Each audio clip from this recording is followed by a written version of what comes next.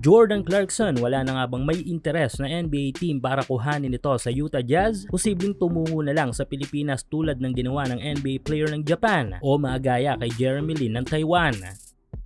Habang lahat ay abala sa ongoing na 2024 Olympics kung saan ay nagtatagisan ng husay ang mga malalakas na kupunan sa mundo, ay tahimik naman ang mga nagiging galaw ng mga NBA players trade sa NBA. Kung wala marahil ang Olympics ay tiyak itong mga trade sa NBA ang patuloy na sinusubaybayan ng ating mga kababayan na NBA fanatics. Dahil dagdag excitement para sa atin ang paggalaw ng ating mga paboritong mga malalaro patungo sa ating mga paboritong kupunan sa NBA. Kung saan ay nagbibigay ng karagdagang flavor para sa ating mga sumusubaybay next season sa pinakamalaking liga ng basketball sa mundo. At isa na nga sa sinusubaybayan maliban sa mga NBA star trades ng mga Pinoy fans ay ang kupunan na susunod na mapupuntahan ng ating Philam NBA player at the same time naturalized player ng Gilas na si Jordan Clarkson. Nitong Marso matapos ang NBA season ay ipinasok na ng Utah Jazz ang ating kababayan na si Clarkson sa kanilang mga malalaro na posibleng i-trade para sa rebuilding process ng team. Handang isakripisyo nga ng Utah Jazz ang kanilang veteran scoring guard, maibalik lamang sa winning track ang kanilang franchise.